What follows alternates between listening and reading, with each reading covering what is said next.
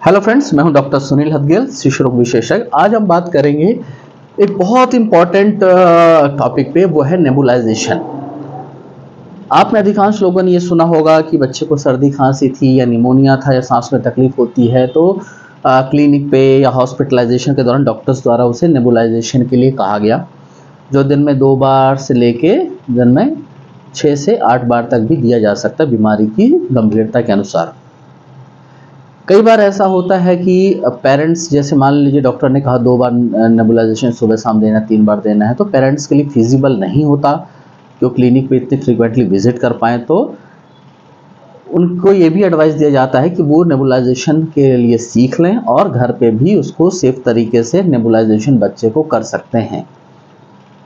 तो आज हम इसी खास टॉपिक पे बात करेंगे कि ये नेबुलाइजेशन कितना सेफ है, आखिर इसकी मशीन कैसे फंक्शन करती है, इसको करने का सही तरीका क्या होता है, क्या हम इसे घर में दे सकते हैं या नहीं दे सकते हैं, इन सब बातों पर चर्चा करेंगे। फ्रेंड्स, नेबुलाइजेशन के लिए सबसे इंपॉर्टेंट चीज़ है एक तो नेबुलाइजर मशीन, जो आप अभी जैसे देख रहे हैं, ये एक नेबुलाइजर मशीन है। कुछ मशीन बैटरी ऑपरेटेड भी होती हैं, कुछ के लिए पावर पॉइंट चाहिए रहता है, जैसे कि मेरे पास मशीन है। इसकी असेंबली में एक नेबुलाइजर मशीन हो गया।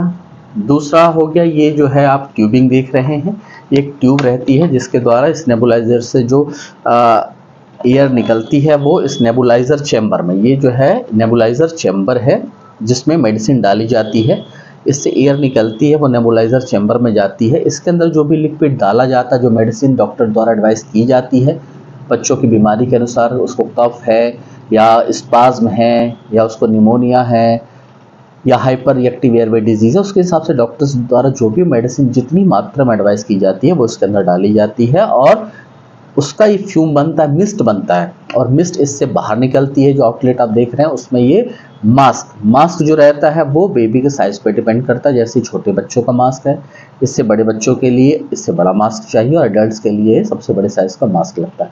वो इस चैम्बर में इसको कनेक्ट किया जाता है। अब ये असेंबली ये पूरी हो जाती है, नेबुलाइजर मशीन उससे कनेक्ट करती हुई ये ट्यूब और ये नेबुलाइजर चैम्बर और उसके बाद में ये मास्क। ये तो हुई नेबुलाइजर मशीन के बारे में। ये मशीन बहुत कंपनियां बनाती हैं, क्वालिटी पे डिपेंड करता है कि उसका मिस्ट साइज कितना अच्छा होगा।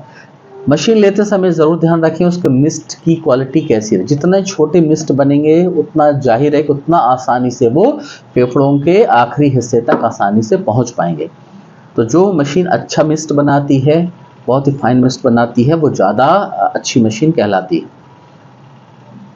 अब हम बात करते हैं कि इसके अंदर जो मेडिसिन यूज़ होती है वो कौन सी होती है। इसमें ध्यान देने वाली बात यह है कि जैसे हमने अभी कहा कि डिफरेंट टाइप की जो प्रॉब्लम्स होती हैं बच्चों में, उनके हिसाब से दवाइयाँ अलग अलग होती हैं, डोजेज अलग अलग होते हैं। तो इसमें क्या मेडिसिन दी जाएगी, कितनी मात्रा में दी जाएगी, वो डिसाइड करना आपके पेडिट्रिशियन, आपके डॉक्टर का काम है। मेडिसिन जो डॉक्टर द्वारा एडवाइस की जाती है, जिस मात्रा में दी जाती है, उसको आपको इस्तेमाल करना है। अब इस्तेमाल कैसे करना है, ये जो चैम्बर रहता है इसको आप पहले खोलिए।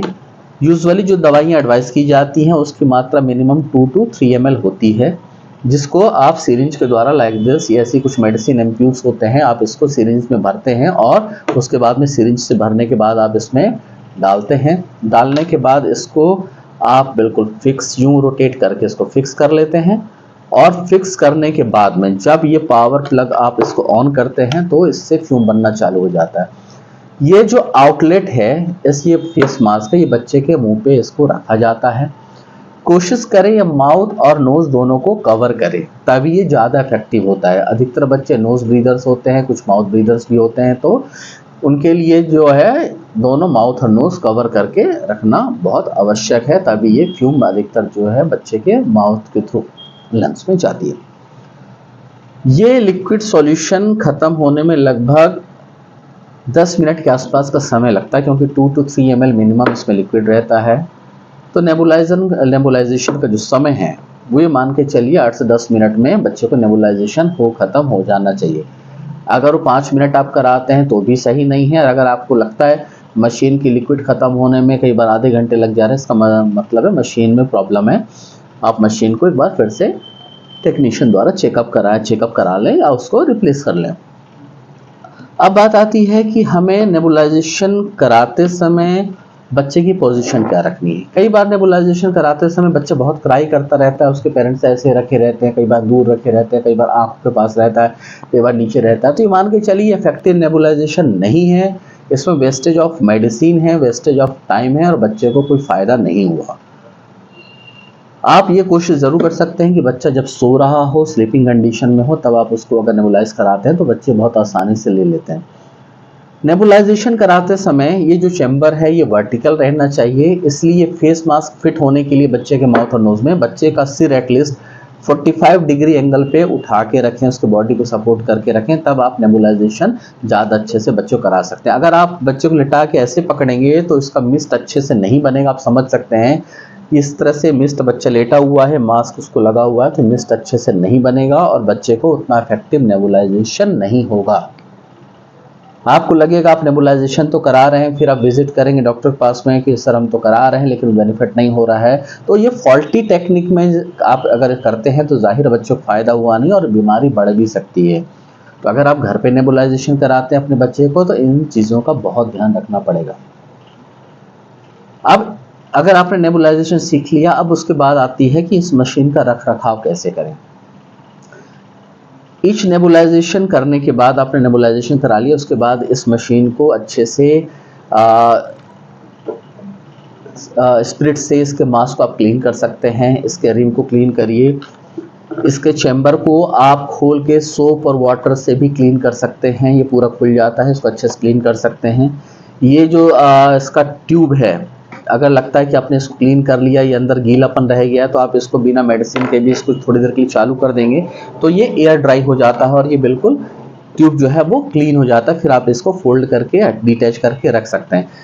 इस मशीन के साथ कोई छेड़छाड़ नहीं करनी है, इसको सिर्फ आप लगे तो कपड़े से आप पोंछ के या ढक के रखिए। अगर मशीन यूज़ में नहीं आ रही है तो इसको पैक करके अच्छे से आप रख लीजिए और जब कभी ज़रूरत पड़े तो इसको फिर रीओपन करिए।